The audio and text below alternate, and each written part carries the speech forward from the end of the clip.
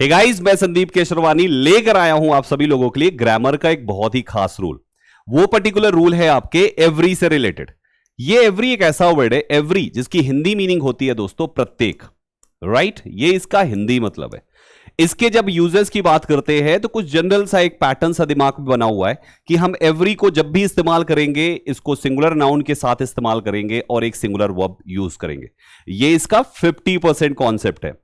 तो आइए बाकी का 50% भी सीखेंगे पहले 50% इस वाले को कवर करने के बाद। यानी जब कभी भी आप एवरी, जिसकी हिंदी मीनिंग होती है प्रत्येक, इसको सेंटेंस में यूज करें तो आप इसके ठीक बाद कोई सिंगुलर नाउन का इस्तेमाल करें, और अगर ये सब्जेक्ट है तो सिंगुलर वर्ब भी आप इसके लिए लगाएं। जैसे आपने कहा एवरी बॉय इज स्मार्ट, तो आप देखिए एवरी के बाद बॉय लिखा गया है, आप एवरी बॉयज नहीं लिख सकते क्योंकि एवरी प्रत्येक, इसमें प्रति प्लस एक शब्द इसमें जुड़ा हुआ है, अपने में ही इनबिल्ड है, इसलिए एक नाउन लिखेंगे, दैट इज सिंगुलर नाउन। ठीक। दूसरा एग्जांपल है एवरी गर्ल इज इनोसेंट, तो आप देखो गर्ल लिखा हमने यहां पे एवरी के बाद, यानी एक सिंगुलर नाउन यूज किया आफ्टर एवरी। तीसरा भी every class is beneficial, every के बाद एक सिंगुलर नाउन लिखा गया और एक सिंगुलर वर्ब का यूज किया गया। यह है एवरी का 50% रूल। अब बाकी का 50% रूल क्या कहता है, आइए उसको समझते हैं। रूल अगला यह है कि अगर आप इसी एवरी को नाउन लिखने से पहले आप कोई भी नंबर लिख देते हैं, कोई भी संख्या जो कि 3 या उससे ऊपर की हो सकती है, 3, 4, 5, 6, 7, 8, 9, 10, 11, 12, 13, आगे की कोई लिमिट नहीं है। आप एवरी लिखते हैं, कोई भी एक संख्या लिखते हैं और फिर आप नाउन लिखते हैं। तो जब आपने यहां पर संख्या को 3 एंड अबव चूज कर लिया तो 3 होने पर कोई भी चीज तो प्लूरल ही होगी ना।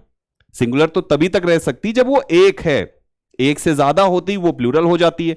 तो 3 हो गया तो वो प्लूरल हो गया। अब नाउन प्लूरल हो गया तो आपको वह भी प्लूरल करना पड़ेगा। एग्जाम्पल से समझेंगे। जैसे आपने लिखा एवरी 5 बॉयज, तो आप देखो एवरी के बाद आपने डायरेक्ट नाउन नहीं लिखा बल्कि आपने एक नंबर लिखा, दैट इज 5। 5 लिखने से अब ये नाउन आपका प्लूरल हो जाएगा, बॉयज हो जाएगा, यानी एवरी 5 बॉयज नाउन प्लूरल। अब आपको वह भी प्लूरल करनी पड़ेगी, आर स्मार्ट होगा। आप देखिए यहां पर हमने जब नंबर नहीं लिखा था तो केवल एवरी बॉय था, लेकिन यहां पे नंबर आने से एवरी बॉयज होगा क्योंकि ये 5 लिखा हुआ है, every 5 boys. Second example, every 10 girls are innocent. आप देखिए नंबर आते ही अब इस एवरी का असर इस तक नहीं रहेगा, बल्कि अब ये नंबर की वजह से उस नाउन को प्लूरल करना पड़ेगा, और नाउन प्लूरल हो गया तो आपको वह भी प्लूरल करनी पड़ेगी। तीसरा example, every 3 classes are beneficial.